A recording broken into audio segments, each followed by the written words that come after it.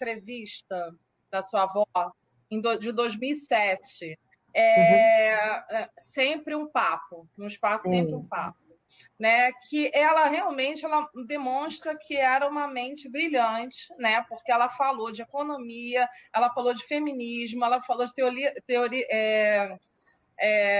da libertação, teoria da libertação, né? Ela falou de como ela despertou para o feminismo e como foi que ela conheceu Dom Helder Câmara. Né?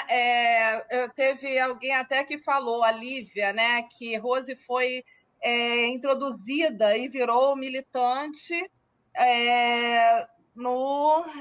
do catolicismo progressista por Dom Helder Câmara, ainda 40. da juventude. Né? 1930, 1940, se não me engano. Isso. E aí, assim, dentro dessa entrevista, eu vi que ela falou que a juventude, depois da ditadura, a juventude passou a ser muito individualista. O seu iPad, a sua internet, e parou de se engajar em movimentos sociais, né, como era anteriormente. Isso foi um efeito horrível da ditadura.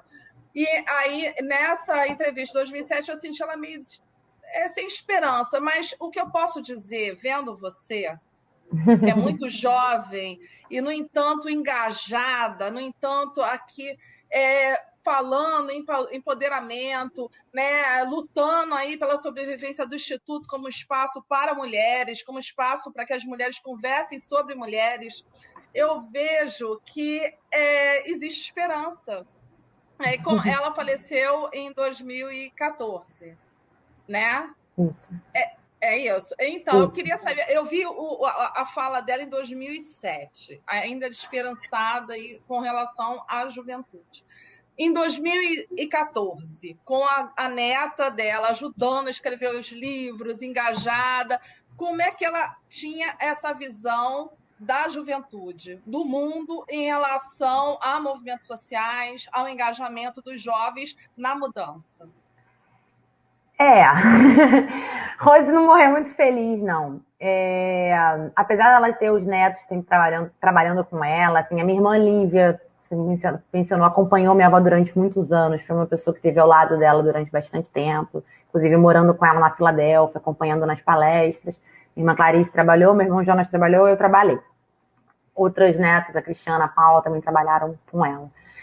Mas sempre com esse intuito de... A minha avó era uma deficiente visual, né? Ela, depois de 60 anos, ela se enxerga pela primeira vez e fala quão maravilhosa eu sou, depois de uma cirurgia que ela faz, enfim. Mas ela nunca enxergou 100%, teve uma visão nítida e tudo mais. Mas com relação a isso que você está falando do movimento, de como que ela morre, falece, ela vive aí algumas decepções políticas, normais, de pessoas que estavam à frente dela, militantes que estavam à frente dela, que acabam mudando o seu posicionamento político, grandes pessoas queridas da minha avó. Então ela começa a viver um pouco essas frustrações.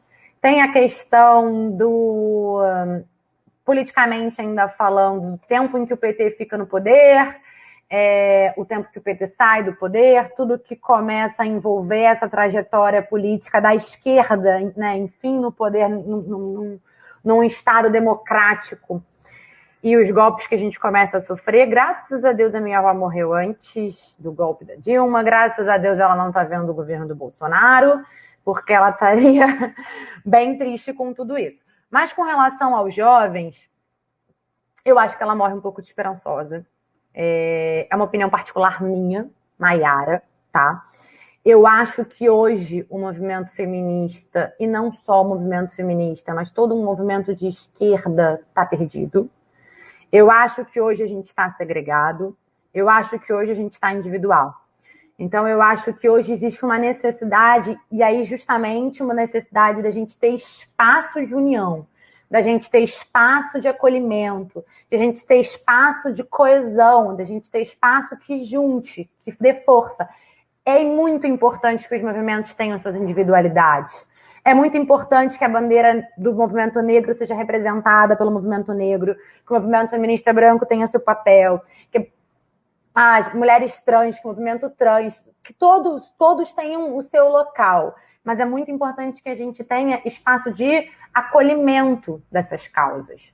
Então, hoje eu acho que os movimentos estão segregados e já estavam de um tempo para cá, porque uma vez que se abre um espaço para a gente pensar, para a gente falar, internet, por exemplo, é um espaço que você pode falar o que você quer, que você pode se posicionar como você quer. É a era da revolução da internet, né? Então, é a era dos movimentos de militância da internet. Então, você fala e se posiciona como você quer, mas todo mundo se posiciona na sua individualidade, quem que levanta o coletivo? E aí você vê isso da própria questão de rua, tirando essa época pandêmica que a gente vive. Antes o último movimento que eu vi ter força de união político que foi liderado por mulheres foi o Ele Não, que foi ali quase meses, né? Acho que foi em setembro, um mês antes da eleição do Bolsonaro em 2018. O movimento Ele Não foi para as ruas, liderado e organizado por mulheres, para falar, não entra porque ele vai oprimir a gente.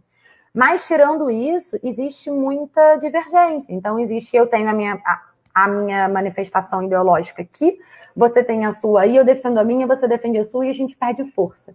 E isso a gente pode falar de um movimento de luta de classes como um todo, de um movimento de esquerda como um todo. Então, se hoje você defende uma minoria, está cada um defendendo a minoria na sua pauta. Eu acho que isso da ditadura militar, depois você vê os jovens ali na época do Collor, né? Então, na época de todo mundo se unir para a retirada, e depois eu acho que essa questão de cada um estar na sua individualidade vai aumentando. Então, acho que Rose morre sem esperança um pouco. Acho que ela estaria feliz de ver a gente aqui conversar. Tenho certeza que ela está feliz de ver a gente tentar levantar o Instituto à frente com esse propósito de ser acolhimento, de ser casa, de ser voz de jovens, de pessoas que querem levar o movimento para frente. Eu, Mayara, acho que hoje o movimento feminista cresce com pouca base ideológica. Eu vejo muita gente mais jovem, eu tenho 30 anos, então, assim, ainda mais jovem que eu, falando de feminismo, mas sem nem saber o que é o feminismo, você nem entender o porquê, mas ao mesmo tempo entendendo que precisa se posicionar como. Então, eu acho que a gente só está precisando juntar as peças, né? O que é movimento? O que o movimento defende? Todo mundo está aqui para lutar por direitos iguais, todo mundo está aqui para diminuir disparidades, todo mundo está aqui para acolher mulher, para acolher o feminino. Então, vamos se unir. Vamos parar de ser rival, vamos parar de apontar, vamos respeitar que as lutas precisam ser diferentes, precisam ter os seus posicionamentos, os seus papéis diferentes. Mas se não, fica todo mundo militando da boca para fora. E é o que está acontecendo na internet, é o que está acontecendo no Big Brother, que eu nem vejo, mas que não precisa ver para saber. Então, assim, eu acho que a Rose morreu um pouco insatisfeita, e hoje eu, como feminista, também estou insatisfeita. Eu acho que a gente precisa encontrar ponto. Então, uma das coisas que eu falo com os meninos ali no Instituto é vamos receber coletivos diferentes, que falam de pautas diferentes, que trazem discussões diferentes, mesmo que sejam polêmicas, mas vamos ter um lugar que acolha, um lugar que converja. Porque se